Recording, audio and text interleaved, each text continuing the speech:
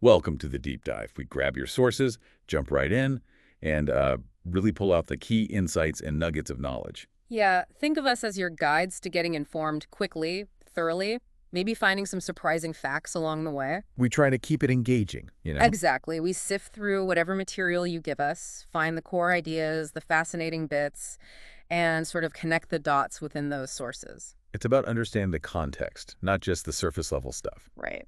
Okay, so let's unpack this one. For today's deep dive, we've got something a bit different. Excerpts from a book called Writing Skills Practice Book for EFL American English. Mm-hmm. And there was another source title, something about flashcards. Yeah, but honestly, there was nothing usable there, just a title. So our focus is entirely on this English language learning book. Okay. And the mission here isn't really about the grammar or the writing mechanics it teaches, is it? No, not at all. We want to dig into the content it uses for teaching, like what glimpses of American culture or everyday life or just interesting topics are kind of hidden in there. Hidden inside the reading passages and the examples that are actually designed to help someone learn English. Exactly. It's like a secret window, you know, finding these insights embedded in what looks like just language practice. So we'll look at the range of subjects, how they weave in vocabulary and grammar into these, well, sometimes surprisingly relatable scenarios. It's learning about the world while you're supposedly just learning English structure. Yeah. So for you listening, this dive really shows how useful cultural bits, they can pop up in really unexpected places. And how different subjects they just naturally connect, even in a textbook about language mechanics. So let's get into the source itself, this writing skills practice book. How does it actually approach teaching writing? What's its method?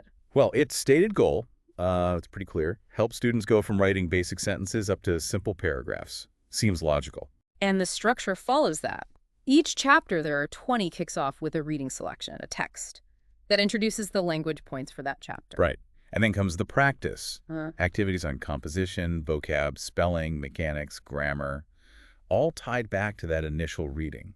What's smart, I think, is the variety of styles they use for those readings. Descriptions, stories, even fake newspaper articles, dialogues, letters. So it shows different ways English is actually used, not just one flat style. Exactly. And that's where we started seeing these interesting glimpses into American life and culture embedded in the topics chosen for those readings. They're not generic at all. Okay, like what?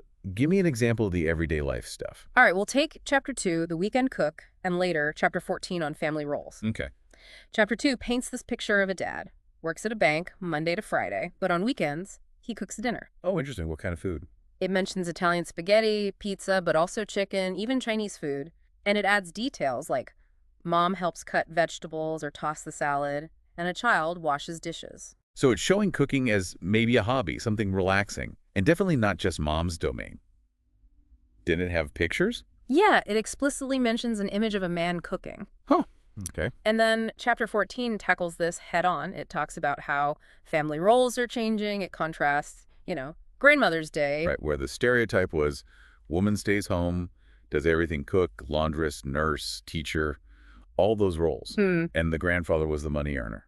Exactly. It contrasts that with modern families where men are shown helping more at home, cleaning, shopping, cooking, and women often have two jobs. One inside the home, one outside. Does it give specific examples? It does. Mr. and Mrs. Thomas, they share cooking, housework, shopping, and they share a job on the police force. Wow. Okay. That's quite specific. And there's even an image mentioned of two police officers kissing, so it's visually reinforcing that partnership idea. It's a pretty modern depiction for a language textbook, maybe. And they use personal stories, too. Yes, there's one about June Taylor. She's a working mother, a camerawoman for a TV station up in Fairbanks, Alaska. Started working after her husband died. So these aren't just abstract grammar points. They're using specific, kind of relatable situations that reflect real social changes. Yeah, looking at the bigger picture, it feels like the book isn't just teaching vocab. It's also, maybe implicitly, normalizing different family setups and changing gender roles for the language learners. Embedding cultural understanding right alongside the language mechanics. That's clever. Definitely. And speaking of connecting across distances. Chapters 5 and 18 use the idea of pen pals, which is like a classic way to learn a language, right? Totally. And learn about other places, too. So we see these letters between Roberto, who's 14, from Caracas, Venezuela. Okay. Studies English, has black hair, brown eyes, loves soccer and swimming, Pretty standard kid stuff. And the other pen pal? Is Sarah from Fairbanks, Alaska. Okay, so connecting Venezuela and Alaska. Exactly.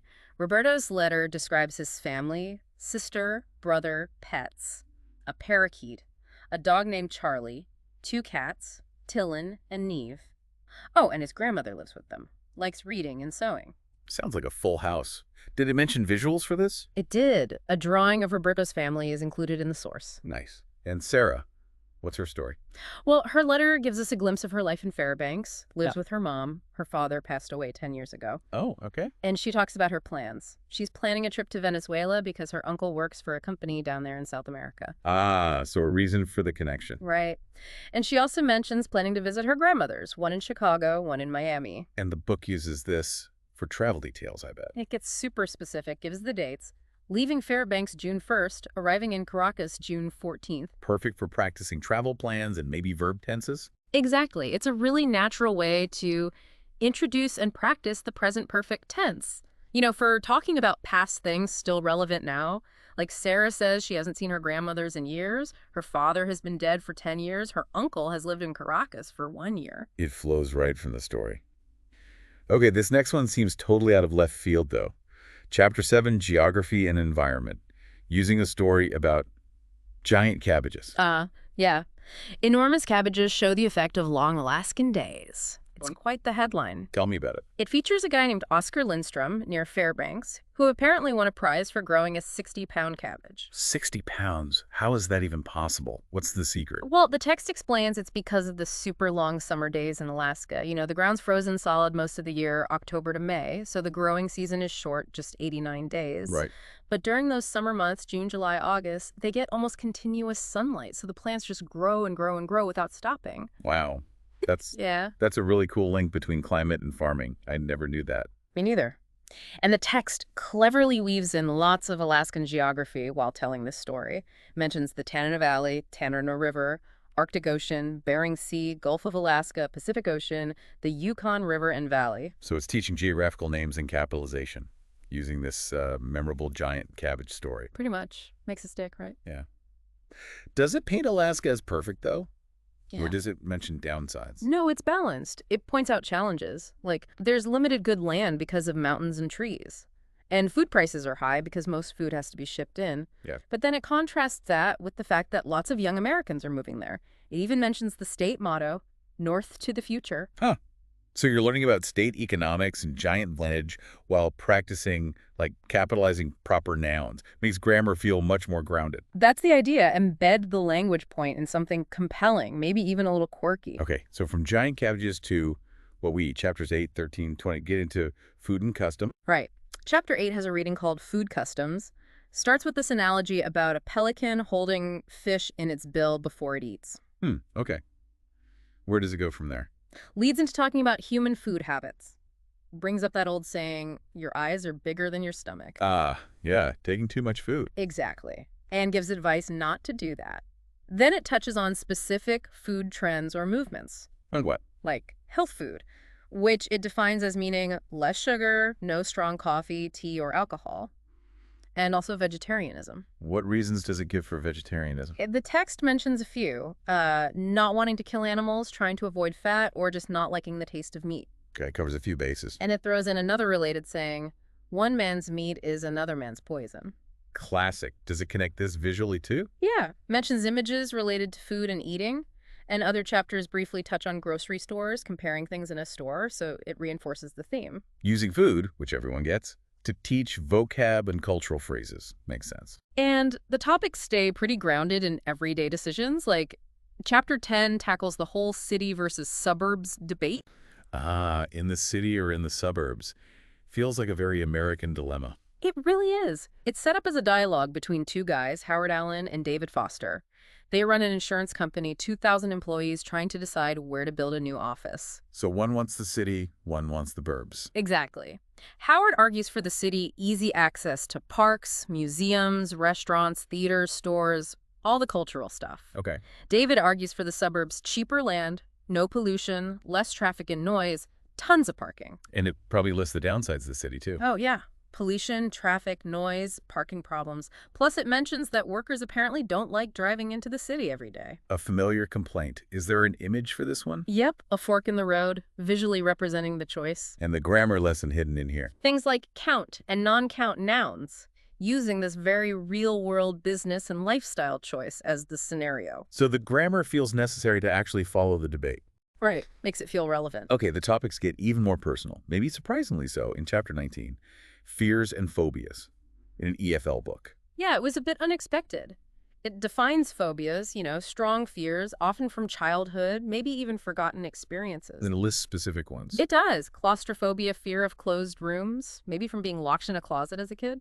Zoophobia, fear of insects, snakes, spiders, mice. Okay. Microphobia, fear of germs, leading to lots of hand washing, avoiding sick people. The text actually notes this one is becoming more common. Pathophobia, fear of disease, and xenophobia, fear of strangers or strange people. Wow. That's quite a list. Any visuals? Mentions images like a keyhole and a spider drawing. It seems like a pretty deep psychological topic for language practice. Does it give examples? Oh yeah, a really vivid one. Uncle Louie, he has microphobia, Okay. runs a grocery store, Mhm. but get this, he only sells canned food because perishable stuff like milk, meat, vegetables, they might carry germs. Seriously. Canned food only. Yep. And it says his family, Aunt Selma, the kids donning candy, they can't even go near him. Whoa, that makes the phobia sound incredibly disruptive and real. It really does. And the chapter also briefly tells a story about a girl overcoming agoraphobia, that's fear of crowds with a doctor's help, gradually going into crowded places. Mentions images of crowds, too. It's kind of impressive how they use these specific, really memorable stories to illustrate the vocabulary and concepts.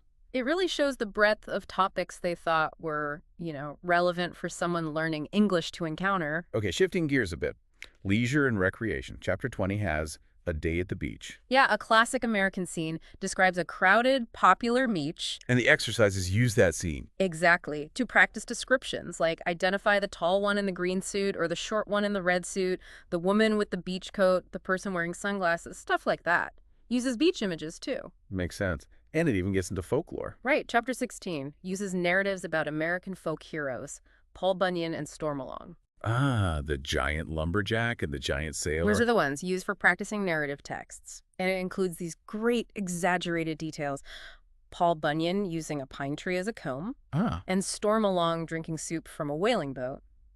There's even an illustration mentioned for Stormalong, a sea monster eating a whale and an anchor.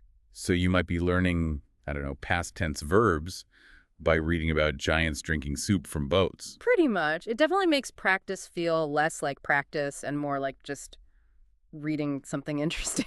Yeah, much better than just conjugating verbs on a worksheet. And the book doesn't just stick to stories or descriptions. It presents actual relatable debates, too. Like that one in Chapter 17 you mentioned. Yeah, Chapter 17. It uses a letter to the editor format to ask, should dogs be allowed in the city? Oh, that's always a hot topic in cities. How does it present it? It gives two sides, based on letters from a Mr. Brown and a Bob Kovacic. Mr. Brown argues dogs are a big problem. They're loud, dirty, run loose, can be dangerous. He wants a law against them in the city. Okay, the anti-dog argument. Then Bob Kovacic argues the other side. Dogs aren't just pets. They're friends, loyal, smart, trainable. He says owners need to be responsible, use leashes, clean up. The pro-dog, responsible owner argument. Right. And he argues existing laws are enough, and besides, the city can't really ban dogs because people have the freedom to own one. So how does the book use this debate for language learning? It uses this very real civic issue, presenting both viewpoints impartially based only on what's in those letters, to teach things like sentence, combining with linking words like but, however, although. There's also potentially an image related to it showing an officer and man. Using a little slice of public debate to teach sentence structure? It's actually quite sophisticated for a basic writing book. It really is. And it's not just the main readings. The book uses other engaging stuff too, like riddles. Chapter 11 has that classic sponge riddle, what is full of holes and holds water. A sponge, that's fun. Keeps it light. Exactly. And there are vocabulary puzzles scattered throughout chapters 1, 8, 20, even uses something simple like comparing items in a store to teach comparisons back in chapter 13. Okay, so let's step back. We started looking at what seemed like just an English practice book, maybe expecting dry grammar drills. Yeah. But doing this deep dive, we ended up talking about changing family roles, pen pals connecting Venezuela and Alaska, giant Alaskan cabbages and nonstop sun, food trends, city planning debates, phobias like only selling canned food. American folklore giants, and even arguments about dogs in the city. It completely changes how you might think about a language resource, doesn't it? It really does. It just hammers home how this book used this huge variety of topics, engaging, relatable, sometimes weird topics, and real-world examples to teach the core language skills. Grammar, mechanics, vocab, writing. Makes the whole process feel much richer, more interesting than just, memorizing rules in a vacuum. So for you, our listener, the takeaway here is that even resources that look purely functional on the surface can hide surprising depth. They can offer real insights into culture, daily life, different issues. Makes learning, whatever you're learning, just inherently more interesting and maybe more memorable when it's connected to something real. Yeah. Which leaves us with a final thought, maybe something for you to chew on. How does the context used to teach you something basic, like language or any fundamental skill? How does that context actually shape your understanding, not just of the skill itself, but of the world that context describes? Does the package the information comes in actually influence the content you end up absorbing and remembering?